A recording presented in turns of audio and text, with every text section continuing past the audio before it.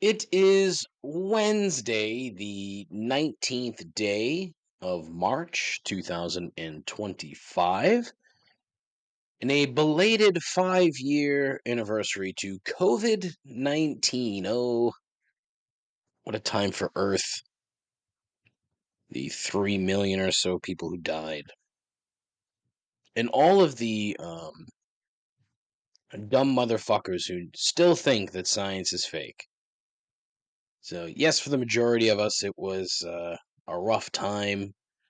Whether it was dealing with school-age children and, parents having to pay attention to them, which just must have been horrible.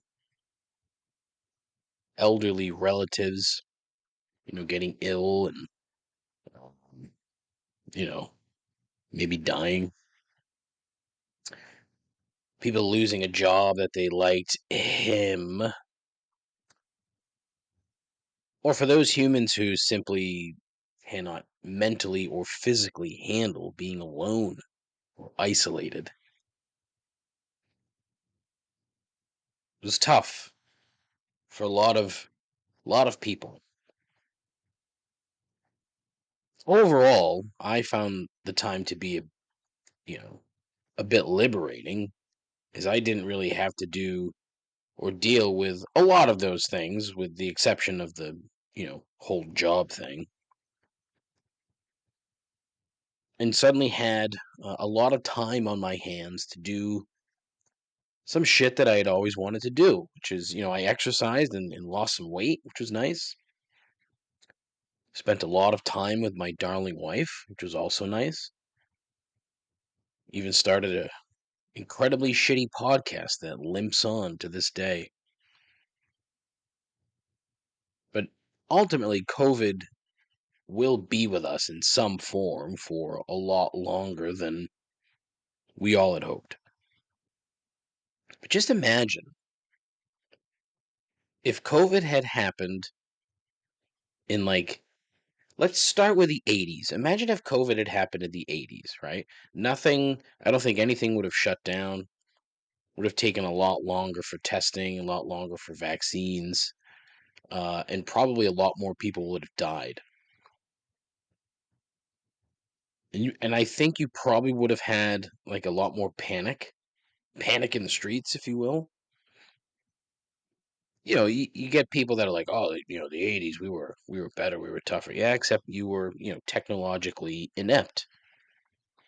No fault of your own. It just wasn't a thing yet. So I think it probably would have been worse. Slightly worse than the 90s, like, early 90s. I think if it was like mid to late 90s, it probably wouldn't have been as catastrophic as the 80s, but probably still catastrophic. The late 90s, the internet was much more available, not to the level that it is today. So you probably still would have had a lot of people go fucking bonkers. But like, no Netflix, no remote work, no Zoom. Phone lines would have been jammed up all over the place because everybody's trying to use the phone all the time. Yeah, it would have been fucking crazy. And I don't know why I thought of that the other day.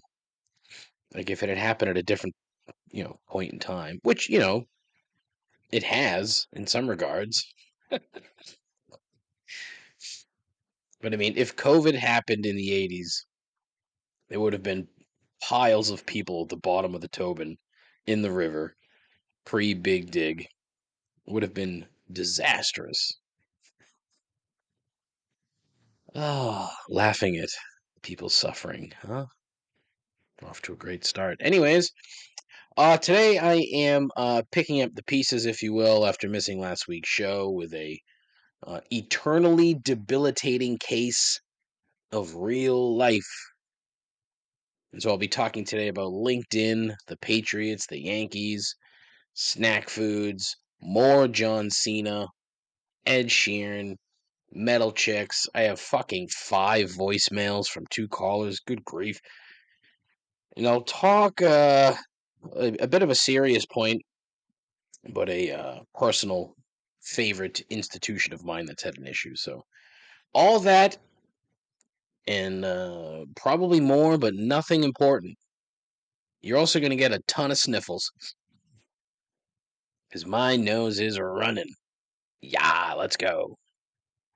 Episode number 180 of Complaints and Observations. Still, a voyage into the mundane and an exercise in futility. Swimming in the absurd while drowning in unearned self-importance. Entirely unworthy of your time. It is the world's worst podcast. This is Complaints and Observations with Dave LaPointe.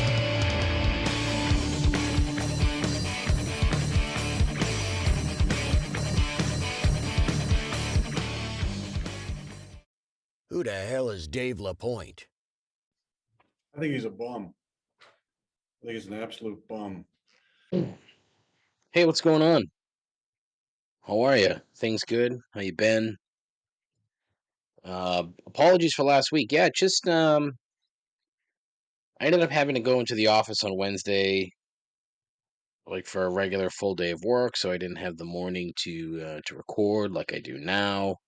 Um, and I also didn't have any time to do anything on Monday and Tuesday. So yeah, but you didn't miss anything. What the fuck do you think you missed? I mean, really nothing. The good news is, there's still plenty to fucking talk about. And they have a lot. The first thing that I did mention was was LinkedIn. And I've been on LinkedIn a lot more recently, trying to foolishly drum up, you know, um, travel business for myself, for people on LinkedIn that I know that they can't fucking afford our trips. So it's like, but put it out there, just trying to a little bit more engagement. Then I thought, oh, do I want to start my own like, Instagram page? Like, what the fuck, David? No, that shit's not gonna work. But I'm gonna use LinkedIn, I think, a little bit more on the off chance that something happens. And I say that with zero confidence. And mainly because the platform is fucking dog shit. I don't get the point of posting stuff on LinkedIn that doesn't have to do with your job. Like that literally should be all it's for. And if you post anything that's not your own job related, or like trying to get someone else a job, or posting like a reference for people that are out of work, shit that is entirely career related, that's all it should be. I don't need your opinions. I don't need news. Like that shouldn't be what it's for. Yet, it's just fucking Facebook sprinkled with work shit. Like I don't fucking want that. And it would, but again, God forbid somebody build a platform or a company or anything that isn't entirely done so on squeezing every last dime from it. You try to find a job on LinkedIn. And look, I'm always looking for a job. Why? Because I'm terrible at work. So I'm always looking for a job. But thousands and thousands and thousands of postings, and you can't like drill down into shit that is exactly what you're looking for. They literally will not let you do it. The filter is such dog shit, and it's entirely useless because the first 5 postings are always sponsored because the company paid for them. So I mean, God forbid somebody builds something that isn't a total fucking money grab. Constantly, redoing this and constantly begging me to sign up for its like whatever the fucking premium shit is called. I think it's called premium. It's like, you know what? Fuck you. I honestly, I fucking hate it. Right after I said, "Oh, I'm probably going to use LinkedIn a bit more." Well, yeah, because it's going to be work-related shit. Like, I'm not going to talk about my day on LinkedIn, or I'm not going to share my political opinions on LinkedIn. Like, please stop. Like, it's not fucking necessary, okay? It really isn't. I implore you to stop. Anywho, let's see what else. What else was on my list? The Patriots. I'll get to that in a bit. The Yankees. Just a big. I want to send my condolences to old friend AP Dave on the loss of Garrett Cole for the season. Um, I heard that Kermit the Frog there has the unfortunate diagnosis on his elbow. He needs Tommy John. It's a real shame. Couldn't happen to a better guy. I don't know why I dislike that guy so much. I don't know him at all, but he just strikes me as kind of a douche. I hope that I'm wrong, but that pitching staff, not great, Dave. Not great. So good luck. Um, that whole division, honestly, the AL East, and I'm finally starting to like look at baseball at this point, mainly because the Red Sox didn't entirely piss me off this year, which is kind of nice. This offseason, I should say, just kind of nice. But I mean, no one's beating the Dodgers, so the Dodgers will repeat. That's a given. The AL East is going to be mediocre at best. I think the Red Sox could win the division, but it could be like a 92 win type of deal. Because I really don't think the Yankees are that good. But who knows? Plus, I don't think Baltimore's that good. Tampa stinks. Toronto kind of stinks. Everybody stinks. But yeah, listen. Condolences to Dave and to Garrett Cole and his elbow. Best of luck. I also wanted to mention, friend of the show, Donnie.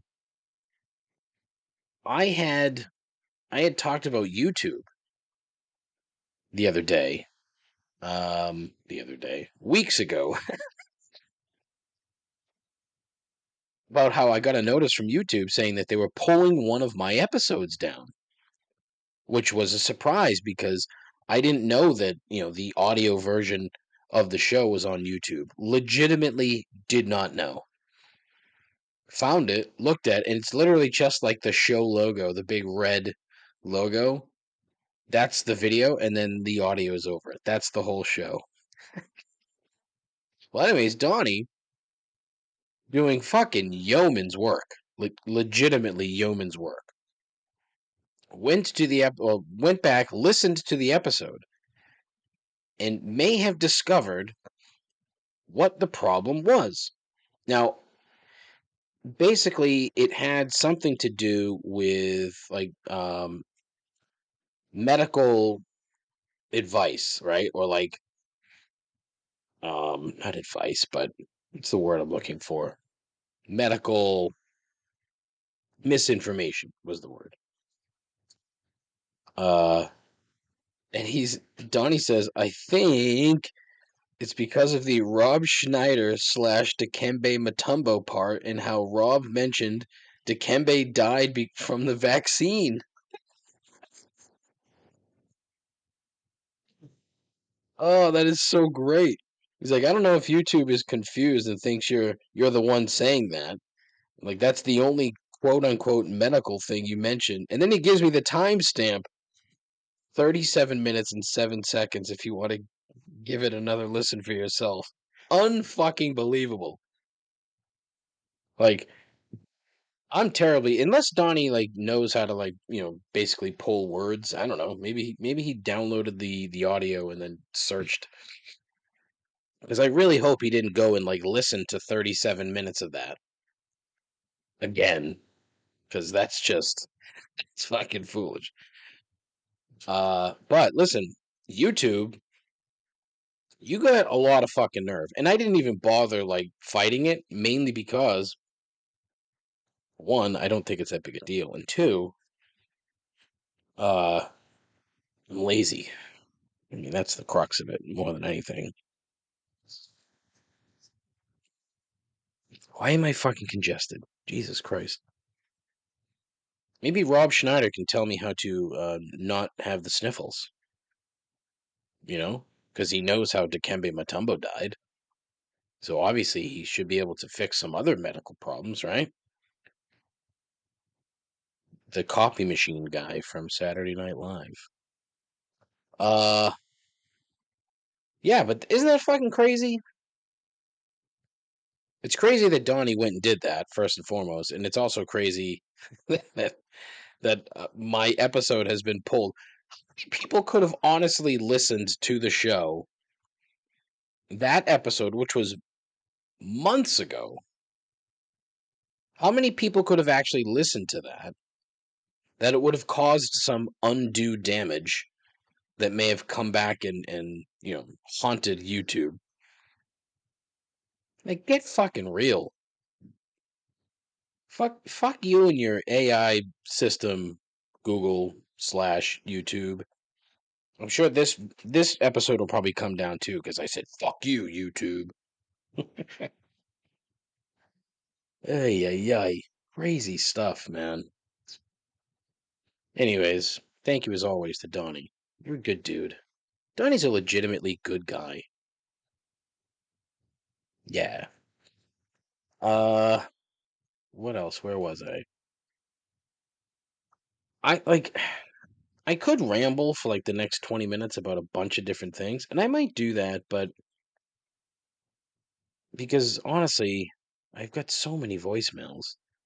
Like I said, I got 5 voicemails from Mike and from my pal Jacques. Now, in fairness, I'm sure I'm sure Mike's points are legitimate and valid. And then on the flip side, Jacques is talking about Lifetime movies because I mentioned during the last episode that I don't understand how Lifetime movies are made. Jacques has a a breadth. That's not even the right word. He has a lot of knowledge about the industry, having made a movie himself. Fascinating individual. But anyways, he shares a little bit of knowledge. At least that's what I think he's doing, just based on the transcription. But we'll see. So I'll play that in a bit. Let me take a break. Blow my nose.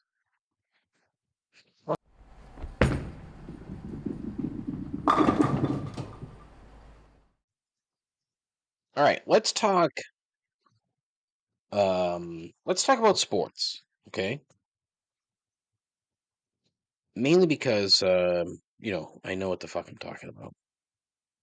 Not really.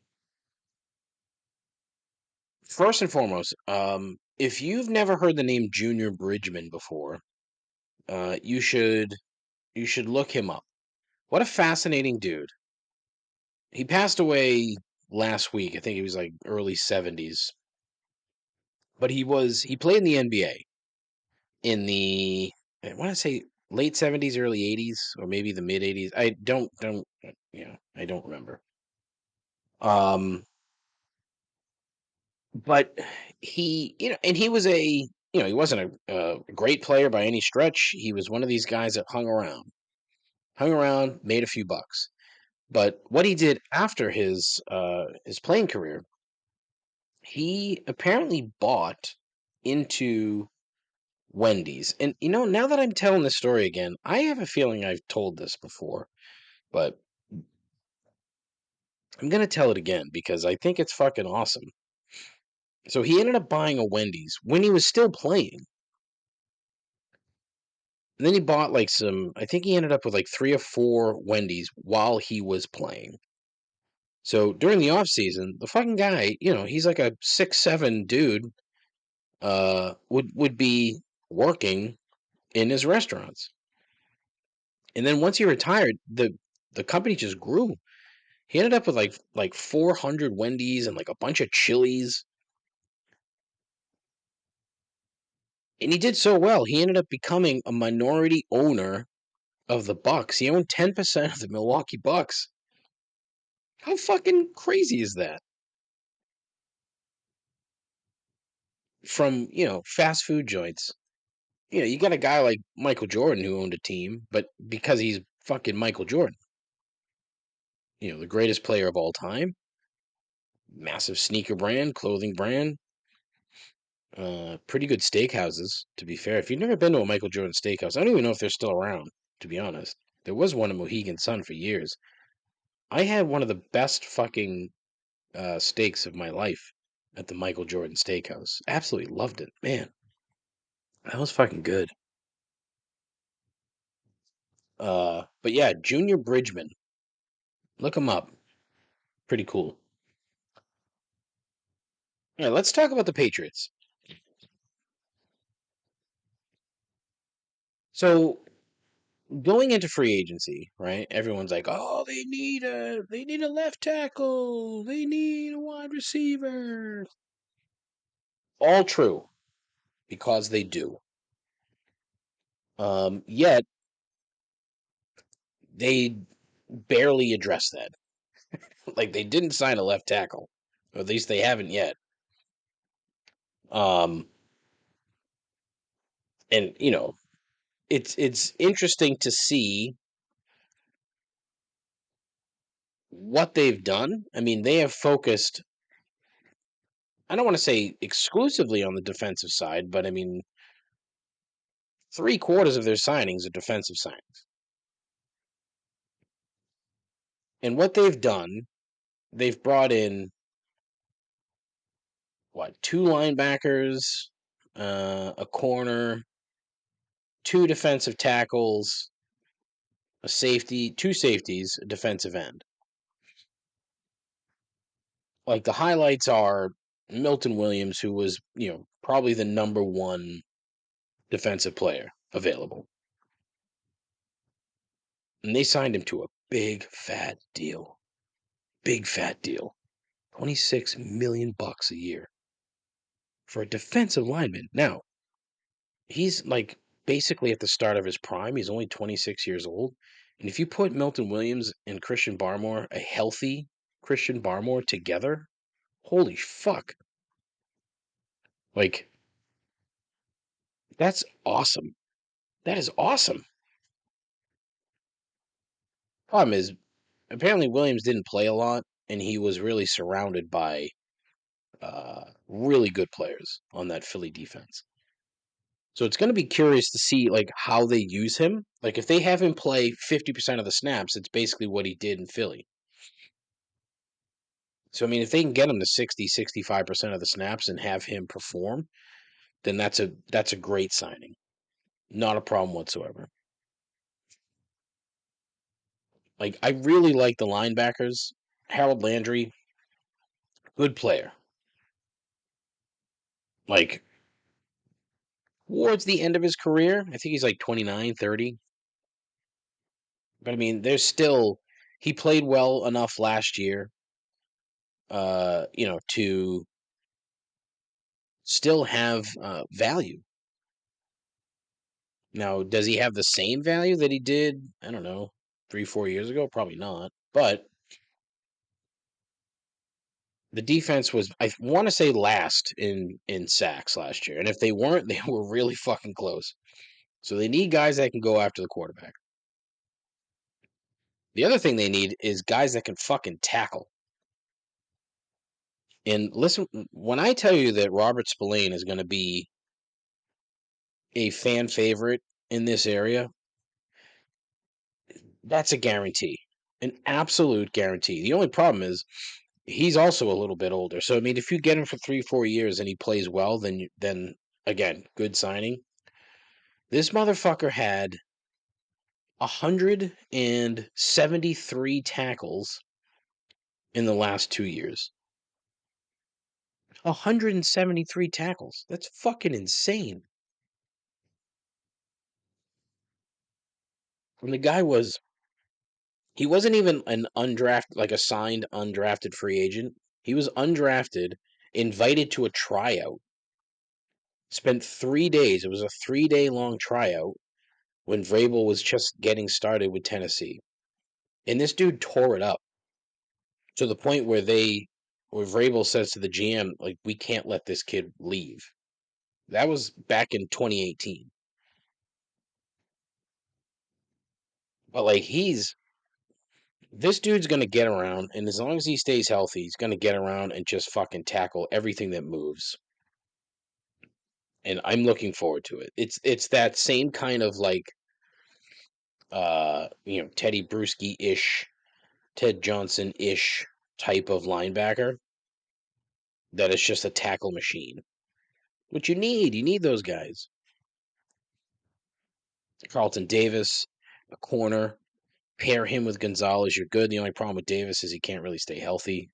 So we'll see how that goes. Now, like, the safeties are what they are because they're safeties, right? And they've got they re-signed Jalen Hawkins, but decent player. And this Marcus Epps kid, uh, he got hurt early last year, so it's curious to see what he ends up doing. But uh, the most curious guy on the list, honestly, is Clavion Chason, the kid that was in Jacksonville. Like, he played okay last year, and he's an edge guy. Like, in college, he was awesome. At LSU, he was fucking crazy. Crazy good. First round pick. Decent size. So, he's a bit of a wild card. I'm curious to see how that plays out.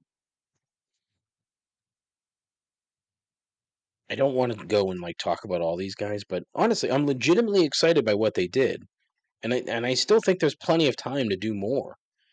Like, I really do think there's trades in the works. I don't know what could be coming, but I don't have an issue with them like dealing a second or third round pick for an established somebody. I don't know who or what,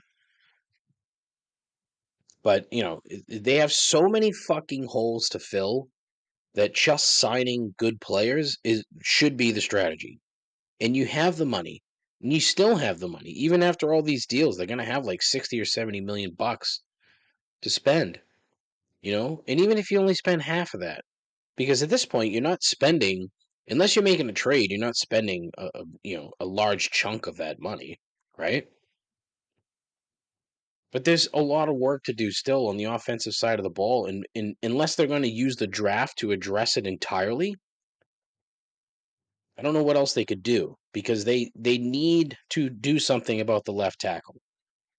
And if they draft Will Campbell out of LSU, I'm fine with that. The kid's a fucking a 2-year All-American in the SEC. Like, I don't care if he's got T-Rex arms. Like, he must be doing something good, right? Logically. But like, they tried to sign, some free agents and it didn't really work out. So they went for the old guy, Morgan Moses, who just a solid tackle. He's a right tackle. That's what he is. They're going to put him there. And as long as he stays healthy, good. Good.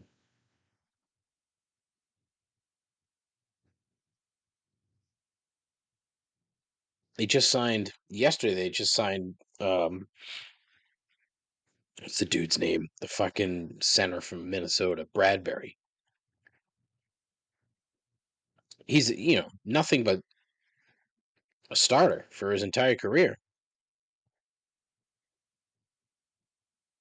So we'll see how that goes. They've signed a couple other fringe offensive linemen. Don't ask me to name them. They re-signed Austin Hooper. They brought in Mac Hollins, the guy who doesn't wear shoes, because Chris Godwin in Tampa decided to go back to Tampa. Now, here's where I have an issue with all the fucking talking heads around here talking about this potential deal.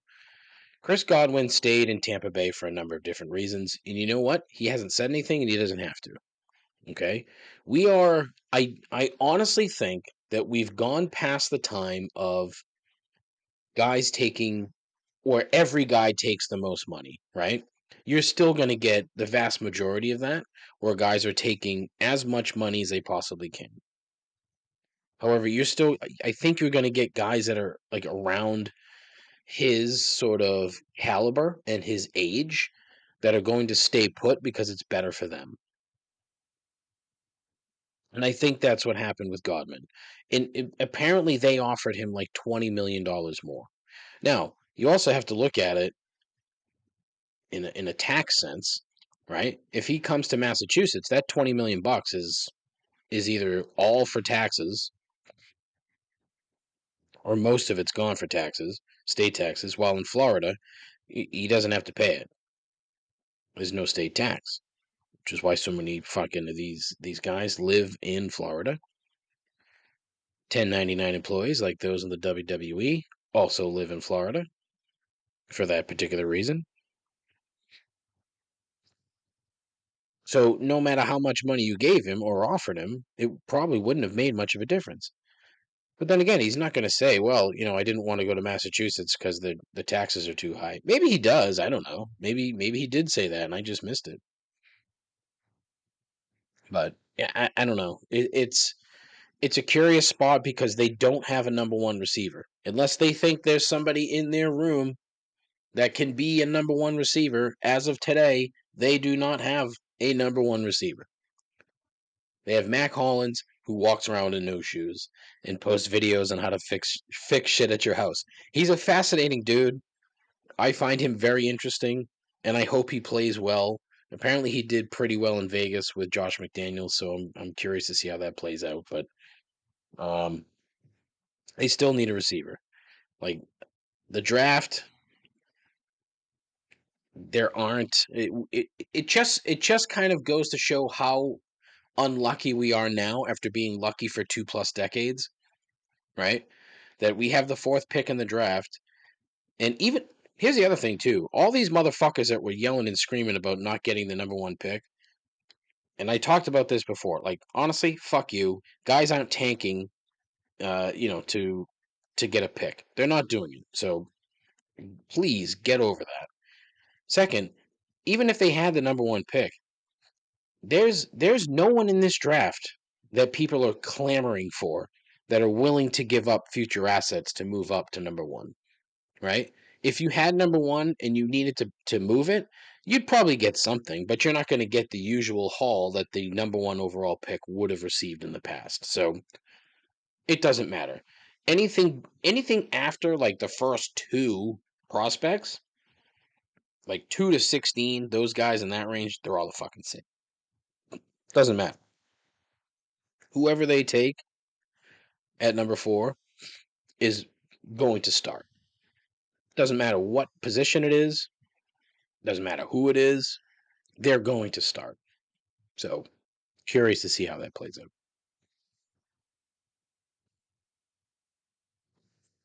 Yeah. So that's the Patriots, right? Looking forward to the draft. We're getting closer and closer to the draft. We're also getting closer and closer to the schedule announcement, which will come after the draft, where I can, pick a date for the Buffalo trip. A lot of people lining up to potentially join us in Buffalo. That should be good. All right. Now, most importantly, let's talk more about John Cena. Okay. Raw was live in Brussels on Monday. 3 p.m. start, and what do they do right off the bat? John Cena. And I think they played this very well because the crowds in Europe are hot as hell. They are fucking fire. And the minute this dude came out, that's what you got. You got chants, songs, a lot of cursing, which was awesome. And then Cena started talking and delivered a fucking masterclass promo. It was fantastic. Like legitimately, if all of that was off the cuff, then fucking give the dude an Emmy tomorrow because it was unreal. It was so fucking good. That reminds me, if the WWE has a brain, and I don't know if they've done this in the past, but here's the thing, Vince would never do this because he never liked to admit that, wrestling wasn't real. But fucking Triple H should fucking package up that promo and send it to the Emmys and like try to get nominated for an Emmy because that was so fucking good. It was so good. Everything that he said was perfect. And everything that he said was something that every wrestling fan has been thinking about for the last 10 years. Minimum, if not more. And this is not like one of those anti-hero heels that we had in the past. Like, this is legitimate heel turn. Legitimate. And it was so good. Like, he even fucking shit on kids. Like, John Cena. And this is what makes, honestly, like the real world implications of this thing are rather staggering for a number of reasons. Like, the fact that John Cena, who has issued more Make-A-Wishes than any person on Earth, fit on kids. Like, think about that. Like, did he just need a break? We can't deal with sick kids anymore. It's killing me. I see 6 or 7 fucking sick kids every week. I can't handle it. How many of them have died?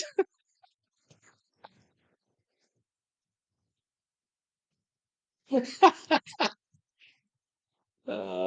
like, Paul, I need to turn heel. I need a fucking break.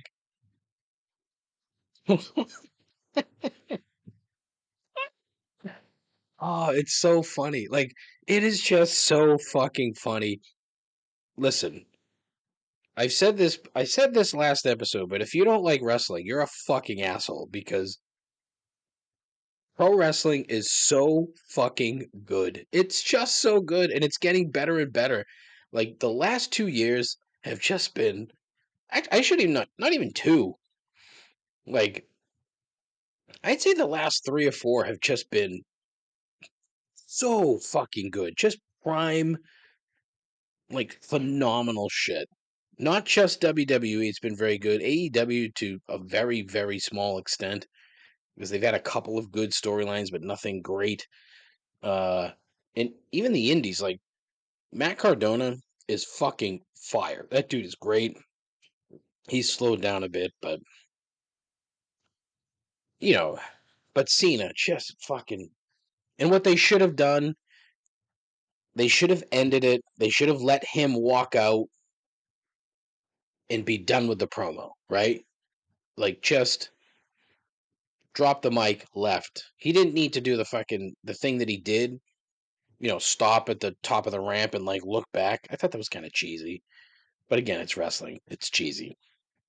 But they had fucking Cody Rhodes come in and lisp all over the place. I don't even really dislike Cody Rhodes. I really don't. But I find him, I don't know. I don't like him, right?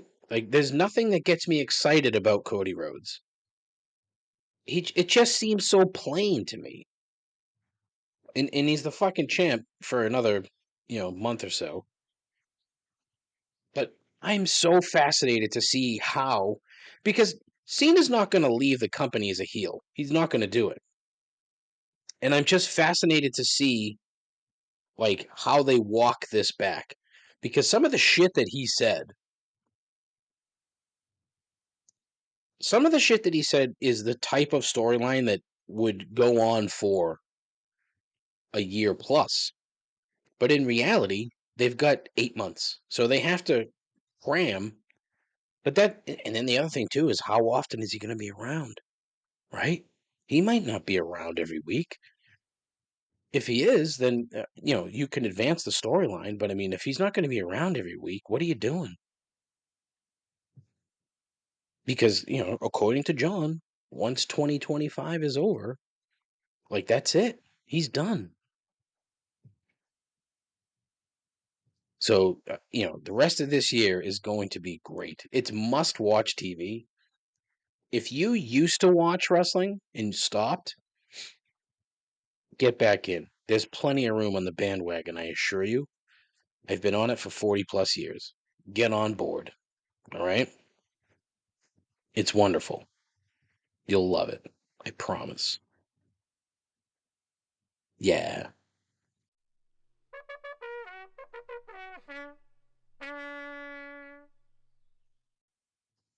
All right, it's voicemail time. So I said I had five. Unfortunately, it looks like I only have four. One of Mike's voicemails didn't come through. And typically when Google Voice says transcription not available, that's not a good sign. And so there's like 3 minutes of something, but it's recorded nothing. So it basically just plays nothing for 3 minutes. But what can you do, right?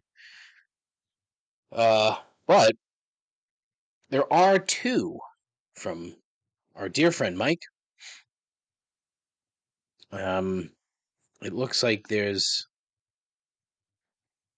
let's see, two from last week and one.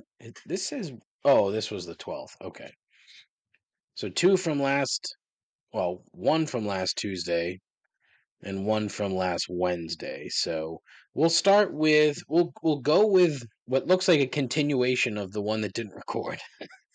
We'll start there. All right, here we go. Also wanted to let you know that I am a WWE fan. It's one of those things where I kind of pick it up at different points in time. I was a big fan when I was a kid, and then I was a big fan like in college, and then I picked it up probably, I don't know, 13 years ago. We actually went to WrestleMania when Rock against Cena. When it was in New Jersey, we took customers, but I think my favorite storyline of all time was Daniel Bryan versus Triple H, and they did the whole montage to the Imagine Dragons song Monster. Like, to me, that was the best.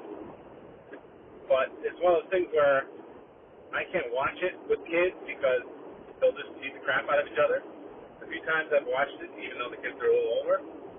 But if I didn't have kids, if I could have control of a TV, then I would watch every Monday Night Raw or whatever. Actually, on this trip to Vegas, I found myself watching that LFG, the Legends of Future Great. It was like Undertaker's team, I forgot, versus someone else's team. And I was falling asleep trying to figure out who's going to win the match. I was like, this is dumb. Why am I staying up so late? Also watching a documentary about the WCW versus WWE in 1998. And then WWE won. But anyways, I do value the WWE news. I saw something about the Cena thing, but I got to watch it. And I think maybe that was your calling. Maybe you could be one of the greatest the sports podcasters in all of sports entertainment. I could see you out there. Also, what are your thoughts on AEW? I don't know. I follow the Costco guys like AJ and Big Justice, and Big AJ is on AEW wrestling, and his 14-year-old son, Big Justice, saves his butt. It's kind of funny. I don't know, is that on your radar or what? Brother. See you later, brother. Mike with the limited fake Hulk Hogan at the end of that. So thank you. Yeah, I didn't know Mike was a wrestling fan, but that's great. It's good. What's not good is the whole, if I didn't have kids, I'd watch it every night. Like, buddy, cut the shit, all right? Let your kids watch it. Let your kids beat the fuck out of each other. That's part of being kids, right? What's a little concussion here and there? It's good for them. It helps mold their brains into, I don't know, something useful. one thing that I do need to kind of mention, like, you he took clients to WrestleMania. Like, yeah, there's a lot going on with Mike. Mike, I don't want to make assumptions.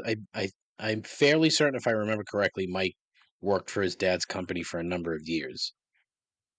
So I don't know if that was. I don't think it was at his current company where he mentioned he was coming back from Vegas. They were at a trade show, a company that I used to work for. That's how I met Mike. Um, but that's pretty awesome. Taking clients to WrestleMania, that's fucking badass. Nicely done. That's pretty cool. Yeah. But look, here's the miracle of modern technology, Mike, is that you can record these things and then watch them. When your kids aren't around. So unless your kids are around all the time, like, dude, you work from home. Fucking put it on during the day. I know what you do. You have time to watch it. That's a joke that makes me laugh. Anyways, yeah, here's another one from Mike. So, Dave, here I am calling for the third time. I guess I really don't have any life here. But one more thing I wanted to share. So yesterday I was coming back from Vegas, get on the plane, and I sit down and look up, and some guy hands me a little baggie with some candy in it and some stuff in it. And he's handing out these baggies. I go, well, what's that for? He was with his wife, and they had their baby. And they said, well, this is the baby's first trip. And, we just want to apologize in advance because, the baby could be crying all the time. We really don't know. We're really freaked out. So of course, I have two, Asian, I believe of some Asian descent students or something sitting next to me. So I hand them the bags. I have no idea what I'm talking about. I said, I think that guy, over there gave him, he's nervous about the kids, and probably gave them to about the 6 rows of people in the vicinity of where we're sitting. And of course it kind of made a nice dialogue for everybody, everybody's talking about their kids, it's fine, blah, blah, blah. Really create a warm, welcoming environment, which, I like because I kind of believe in general people are, for the most part, pretty good, pretty kind-hearted, even though we think otherwise most of the time. So anyways, go through the flight, and then at the end of the flight, of course, there's another baby behind us who, they kind of snuck that one in, and different family, and that one was really crying, and as we're waiting to get off the plane. So, anyways, you think that's interesting that someone would spend so much time and put so much effort and be so nervous about going on a flight with a kid that they have to go out, put together goodie bags for half the plane, when in reality, I don't think anybody really cares all that much. It's just the way things go. And I told them, you think that's bad, but you have to start buying plane tickets for 3 kids. Then you'll be the one crying. Mike is a regular Rodney Dangerfield with that line at the end. Wait, do you have to buy tickets for 3 kids? Then you'll be the one crying. Oh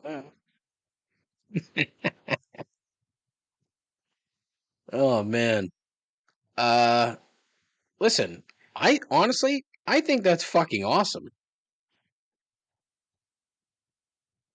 I think it's great that these people were thoughtful and kind enough to think about their potential neighbors on the plane. Vegas to Boston's a long fucking flight, and even if you're okay with crying babies, it's still a long flight.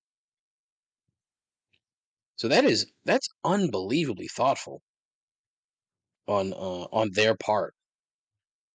And I'm sure they got the idea from like Pinterest or some fucking dumb bullshit, but yeah, that's fucking great. Like, good on them for doing that. But there's a couple things like One, did that baby cry? And two, what the fuck was in the bag? Like, he said some candy in it and some stuff. Like, plus, how big was this bag? Like, and what kind of bag was it? There's a lot of unanswered questions here that, I really don't need answers to, but I would appreciate answers to them. Um, and look, I don't disagree. Most people are generally kind. Most. In fact, I would say the vast majority of human beings are decent people, kind people. But you don't hear about them. You only hear about the fucking 2% that are the absolute, shit stains of the world. Those are the ones that get the most attention. Not everyday people or people that hand out fucking goodie bags on a plane. It's pretty awesome. However, like, I'm not going to have sympathy for people who choose to procreate. That's a choice you made. Happy for you, really am. I hope you raise your kid well. Hope the kid turns out to be a good human and not one of the 2% shit stains. However, yeah, I don't feel sympathy. And if you're sitting behind me with a crying baby, I'm not going to be pleased about it. But what can I do? What am I going to do? Yell at the baby? Hey, stop crying. No, they don't understand what the fuck. It's like yelling at a dog to stop barking. Like, they do not understand English or language. So shut the fuck up. It's not going to make a lick of difference. I just think bringing like newborns on a baby, bringing newborns on a baby, bringing newborns on a plane is just fucking. That's rude.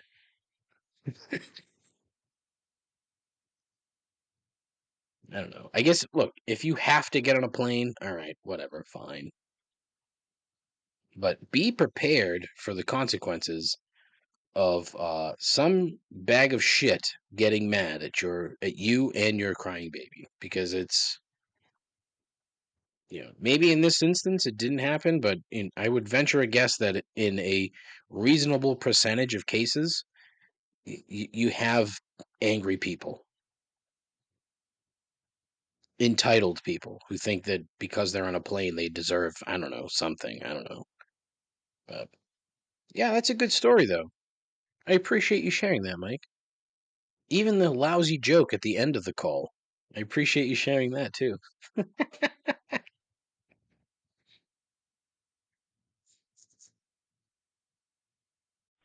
Mr. LaPointe, your good friend Guy Gardner here. During episode 179, Three Gripes, you were asking how it is possible Lifetime movies are still being made and how preposterous Lifetime still exists in the age of endless streaming services that generate the same formulaic trash. Well, I know it was a rhetorical question, but I'll answer it anyways. Lifetime exists because sadly, they are a money-making machine. And here is why they're so profitable. The fact that they don't make their own content. They don't even really have a development department that they pay for to develop projects. Keep in mind, Lifetime does not have a news division, game shows, sitcoms. They just have these crappy movies. And they generate about 100 new ones each year. But this is how it works. They rely on preferred partnerships with production companies that specialize in making these movies. They do not pre-buy any of these movies, however, but they will let the production companies know, yes, most likely we will buy this based on the formula treatment that they were submitted and who the star is attached to the project. A star in the Lifetime world is generally somebody who wasn't the first, second, third billing of a 90s sitcom, but like the best friend of a main character from those 90s sitcoms. These movies are made on the cheap in assembly line fashion, where the production companies will have one project in editing, one in production, one in post-production or pre-production, and one in development. Lifetime uses the small pool of these known production companies, so they generally, have not a lot of fat to cut.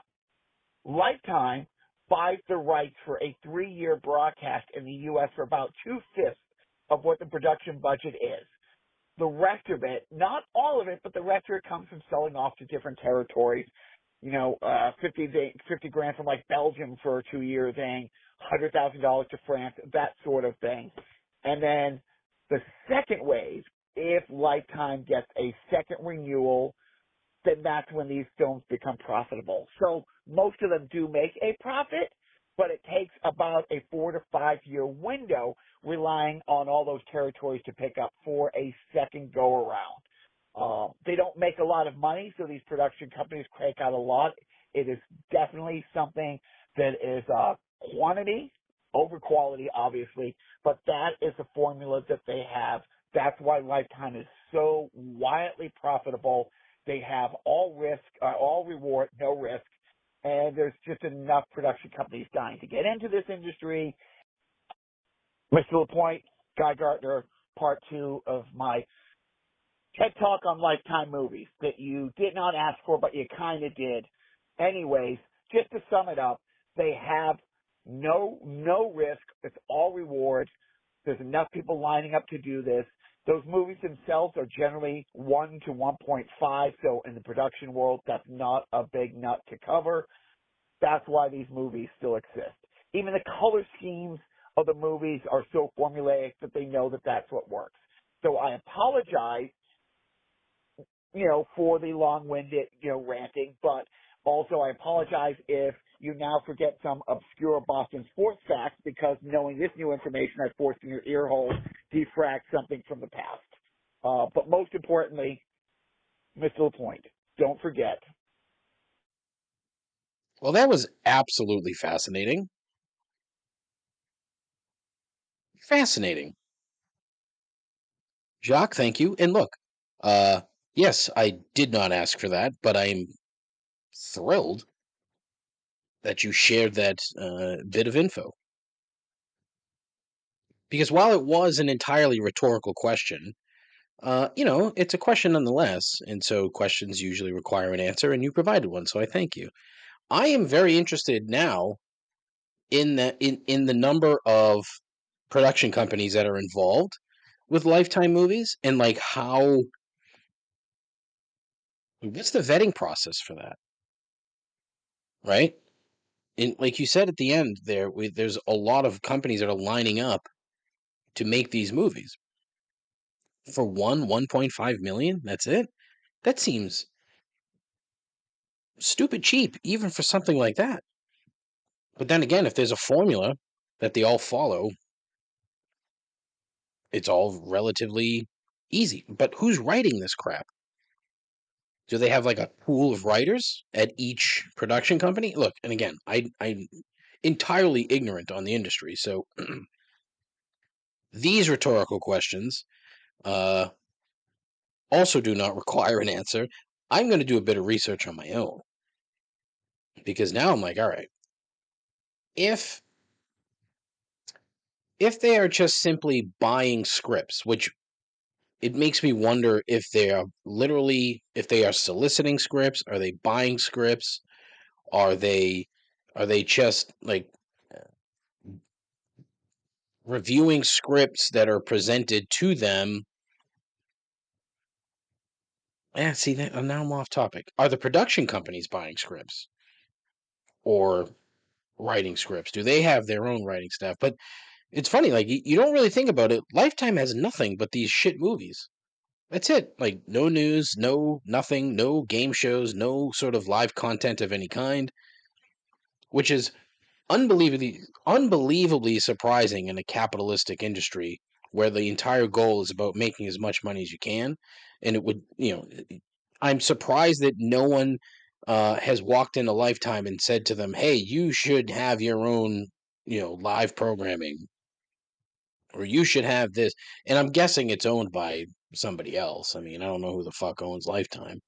Let's see, who owns Lifetime? Oh, A&E. All right. So it's not as if they couldn't produce their own live programming.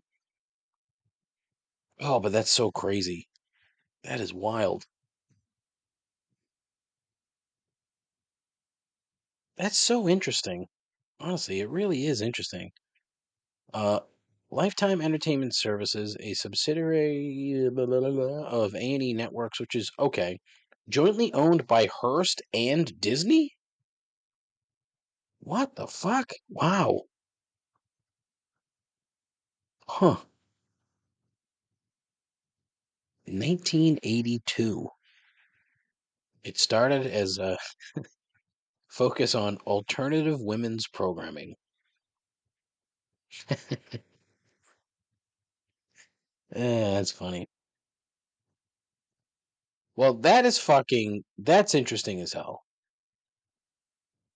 Oh, they tried live content. Yeah, but they didn't. A&E does it and then broadcast it on Lifetime. All right, so that's not even like Lifetime themselves doing anything. Probably because it doesn't do anything. Like Lifetime itself does nothing.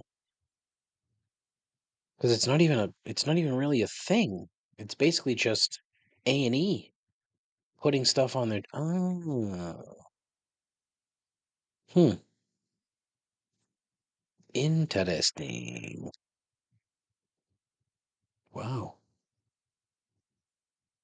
I mean, can you even really call it a network? I don't know. Could you? It's just like a. I don't know. I don't even know what you would call it. Well, now I'm deep. Fuck. Thanks a lot.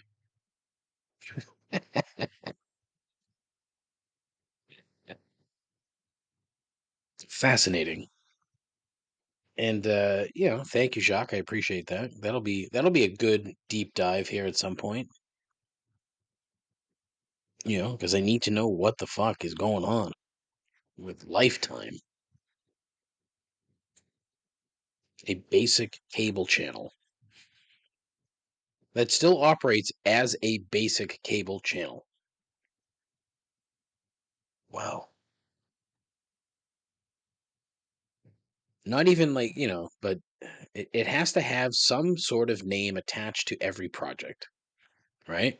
Lacey Shea Bear, for example, who was, what, fourth or fifth on the list over at Party of Five, and that was damn near 30 years ago. Yet she's still making money on all these fucking movies by being in these movies.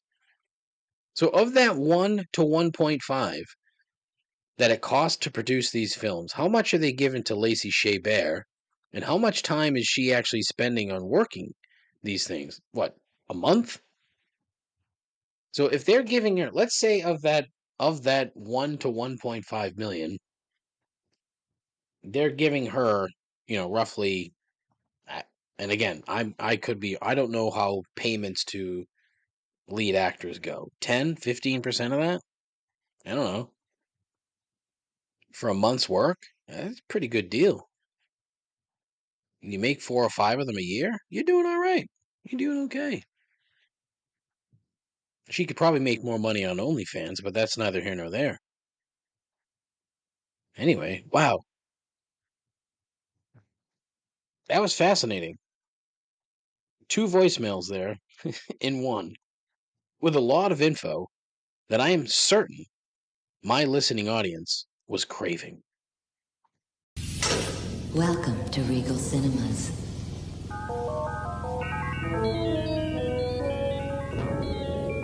Refreshments are available in the lobby. And please, keep our theater clean by disposing of trash in specified containers. And remember, gift certificates are available for any special occasion. Enjoy the show.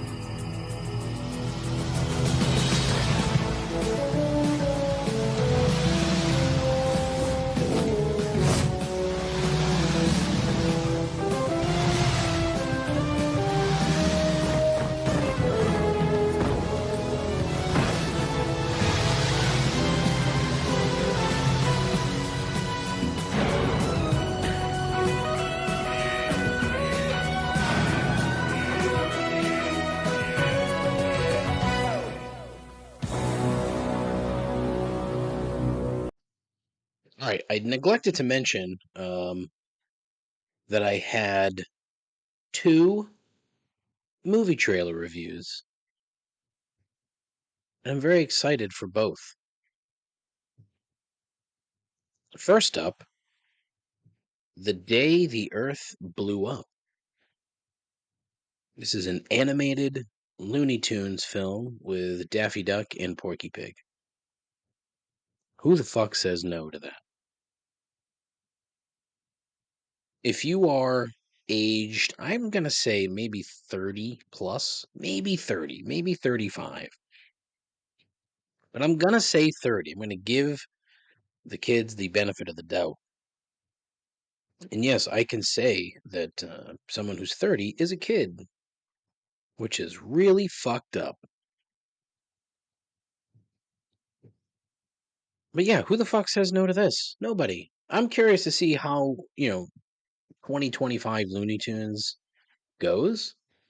Though it does look pretty good, and apparently like all the Rotten Tomatoes reviews are also pretty good. I could legitimately see myself going to the theater for this because I'm a nostalgia-addled relic. 8 out of 10. Kids, 30-year-olds. They're kids. Yeah, that's right. They're kids. I think anybody born after I graduated high school is now solidly a kid, right? That's funny. It's like I called one of the kids at work a kid the other day, and they're like 34. I'm like, oh fuck, god damn! Like I'm becoming so old so fast. I'm gonna be 47 in like 2 weeks. Like how fucked up is that? I feel like I'm 12.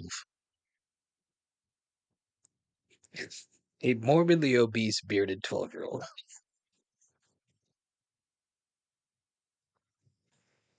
Oh, that's so good.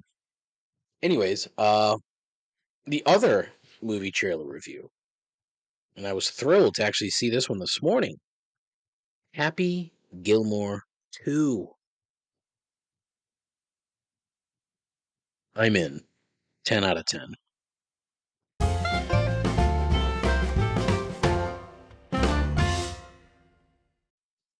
All right, it's time for everyone's favorite part of the program, 3 gripes. But today, 4 gripes. Gripe number 1, Joe Biden.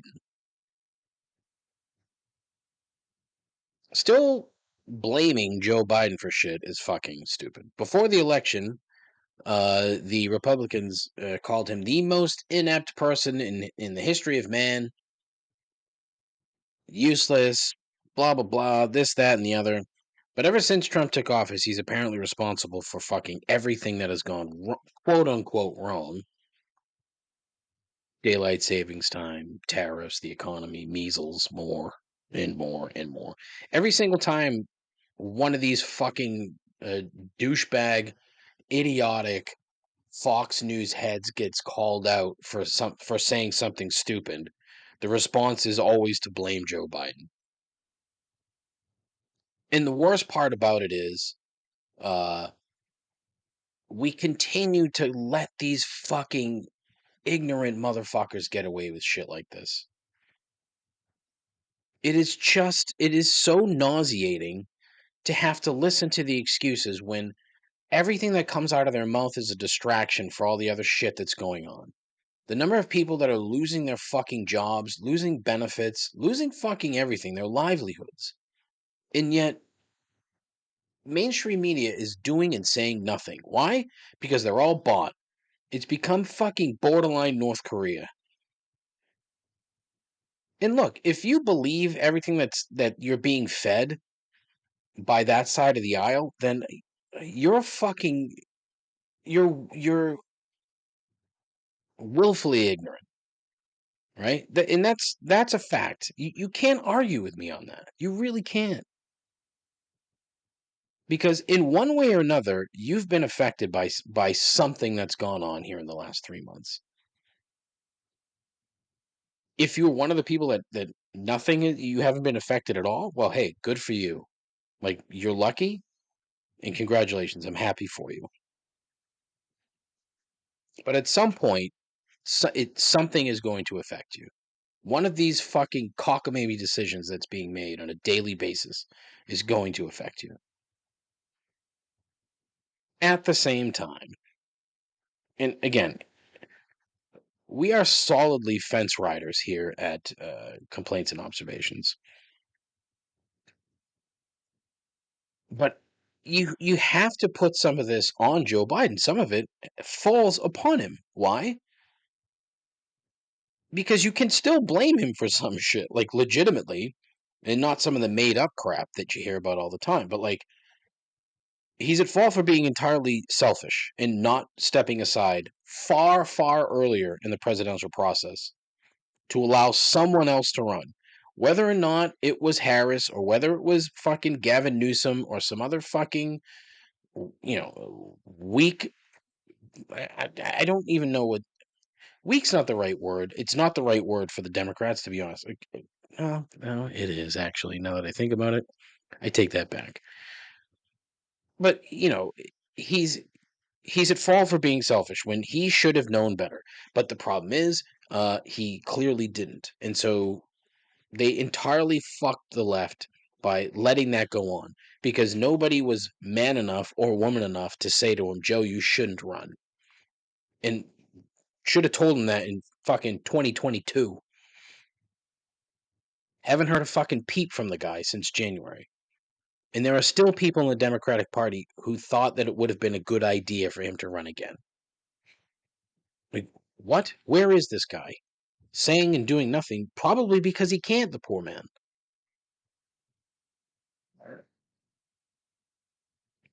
But again, like, you can blame him for other shit. You can blame him for fucking everything that's going on in the Middle East right now, not telling Israel to fucking cut the shit, and for allowing the deaths of thousands of innocent people to this day. But all the other shit that the right still blames on him when everything he did accomplish is being torn down on a daily basis is yet another horribly weak move from the GOP. But I'd expect nothing less from that group. Nothing less. I'm working so fucking hard to not pay attention to anything that's going on because it's infuriating. And the fact that there's still it's a minority in this country that lets these people get away with shit. It's going to come to roost. And you're already seeing it a little bit, but not nearly enough. Some of these angry town halls, like, is where you're seeing it. But, the other problem, too, is, like, the vast majority of Americans just want to be fucking left alone. That's what we want. Just fucking leave us alone. Leave us alone. Don't be shitty to other people. That's the vast majority of people in this country. The vast majority. And they're not going to do anything. They're going to sit on their hands. They're not going to say anything. And it's not like I'm out there, like, protesting. Because nowadays, apparently, if you protest, you can fucking be deported. Because, that's normal, right? It's fucking stupid. And again, I don't see it getting better soon. I do see it getting better eventually. Because, again, I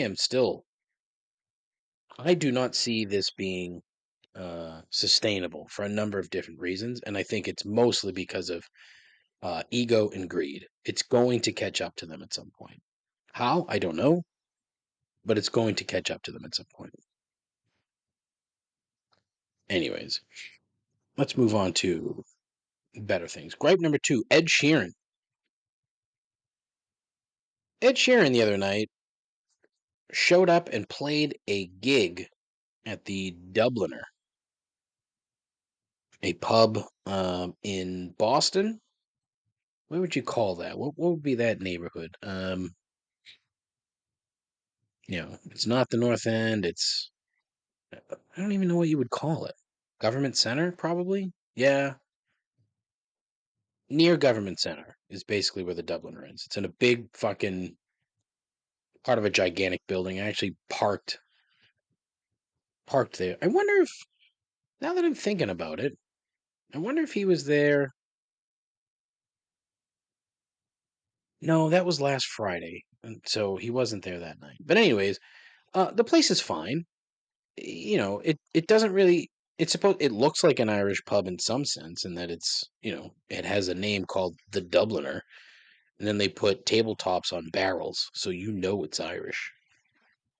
But I mean, it feels a little too clean, a little too gentrified, a little too meh. It whatever. It's fine. I mean, like it could have fucking picked so many other better, and I shouldn't even say so many other better places because like nowadays the Irish pub in the city is just there aren't many. Like the Black Rose would have been ideal pre-COVID when they had the second floor because then he could have played the second floor. It would have been fucking awesome. It would have been great. Could play there or Dirty Nellies. Like if you wanted to get really, you know, in the shit and do something good, go play at Dirty Nellies. That would have been better. The Banshee would have been the best. They've got a second floor. You want an intimate setting? Go up to the second floor of the Banshee. Couldn't do it downstairs, but upstairs they could have done it. Would have been fucking phenomenal.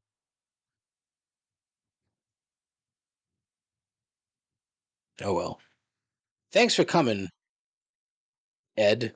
But it's funny, like I just wonder if the Dubliner was the first pick, or if all the other places were like, "Feck no, we don't want that ginger cunt here." Limited fake Irish. Feck. Anyways, gripe number 2: Metal Chicks.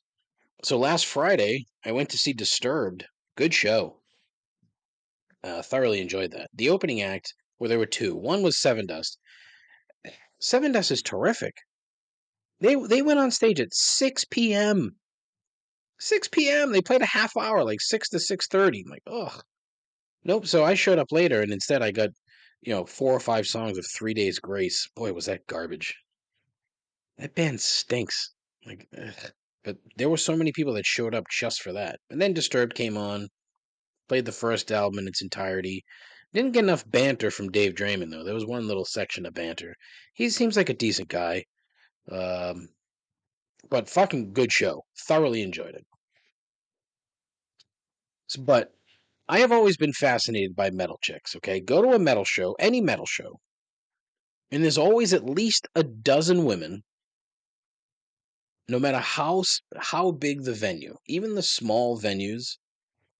Like if you ever went to shows at the Palladium, there was always, I mean, probably the number would be less just because, but I mean, there's always a handful or two handfuls of metal chicks that are like fucking gorgeous, dressed in all black in something that's usually see through with their usually pale tits exposed, wearing very high boots and oozing with confidence, right? No matter, even the ones that aren't really that attractive that dress the same way are just like so full of confidence. And it's impressive. Like these women are awesome, like legitimately, for a number of reasons. But one, like they're into metal, so that's great. And second, they simply do not give a fuck. At least that's the impression that I always get. And it's awesome and it's impressive.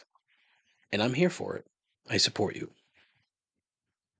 Now, there's no way that I could be with a woman like that for a handful of reasons, but at this, because it's a bit much. Like, let's be honest, it's a bit much.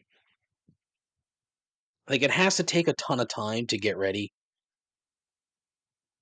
and they always want to be at the show super early. At least that's my impression because you always tend to see them before you actually go into the building.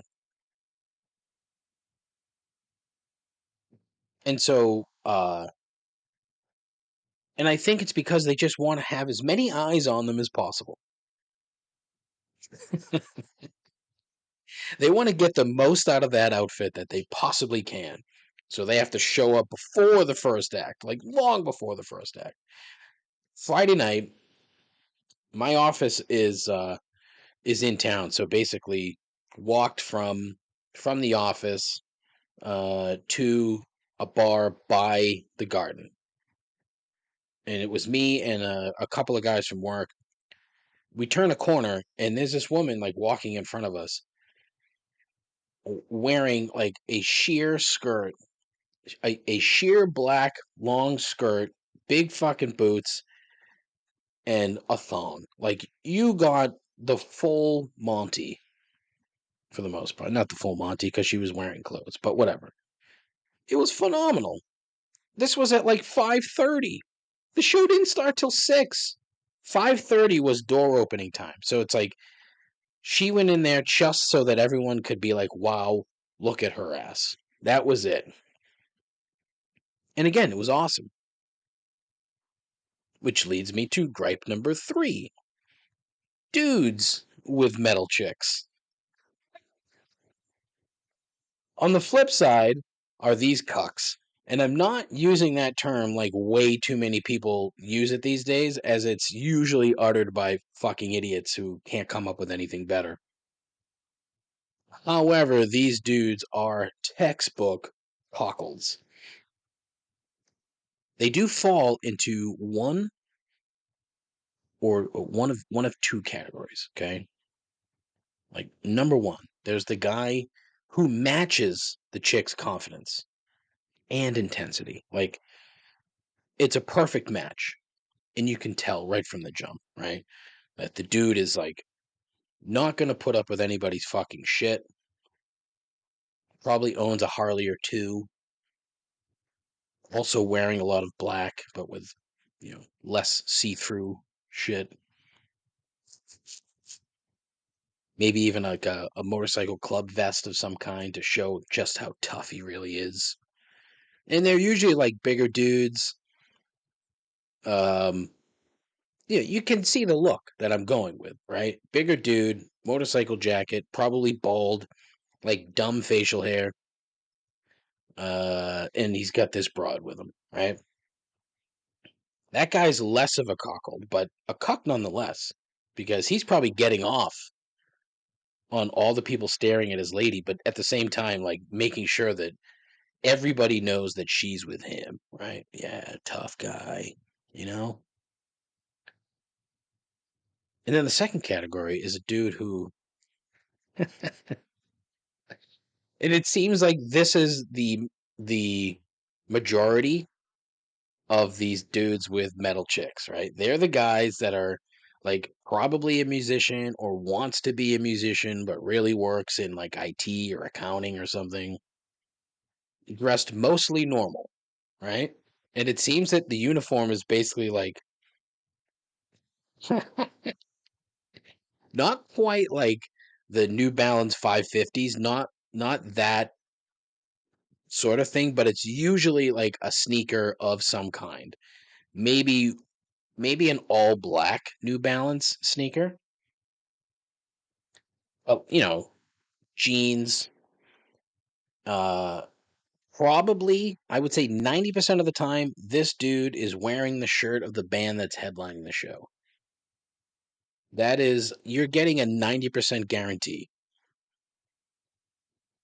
And he's walking with his lady, gripping her hand tightly with no plans to let it go for the next 3 to 4 hours.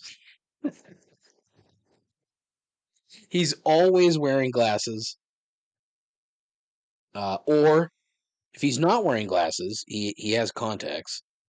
In one of two haircuts. One, the sort of standard men's cut, shortish hair, a little bit long on top, you know, or long, straggly, light brown hair in a ponytail.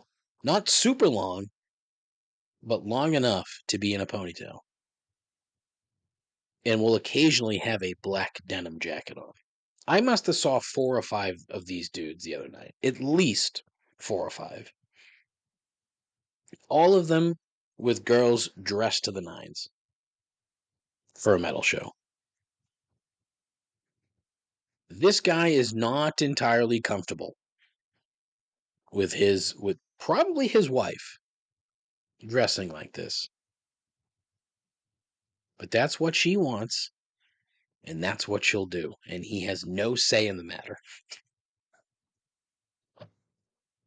And then he'll give you the side eye if he catches you checking out his wife's tits, but that's all he's going to be doing. Hawkle.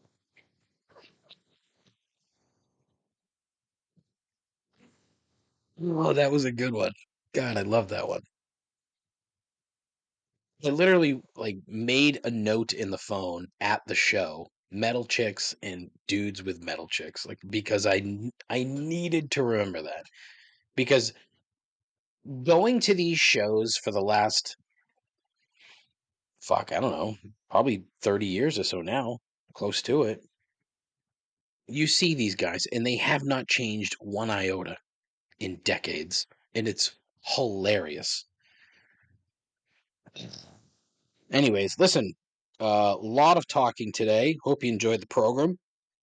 Um, feel free to call in, especially if you have like knowledge to share about Lifetime Productions. 617-804-1557. If you feel like telling your friends about the show, please do. If you feel like telling your friends about the complaint line, please do. I am on Instagram at Complaints Pod. I am on Twitter at Complaints Pod. I am on Facebook at Complaints Pod, but fuck Facebook. I am apparently on YouTube at something. And again, 617-804-1557. If you have thoughts, share them. If you want to talk about Ed Sheeran, let me know. If you want to talk about John Cena, let me know. Might be able to do a ooh, I wonder if I could do like a WrestleMania preview show next month. Ooh. Oh. I might I might take the Friday off before WrestleMania, so maybe that's what I'll do. Oh, that is fucking lame. I love it. Oh, that might ooh. I might have to do that. Oh, I just got like really oddly giddy. Anyways, listen, thank you as always. I appreciate you taking some time out of your life to listen to this fucking crap. I wish you and yours absolutely nothing but the very best. Take care of yourself, take care of each other. Godspeed, and ta ta.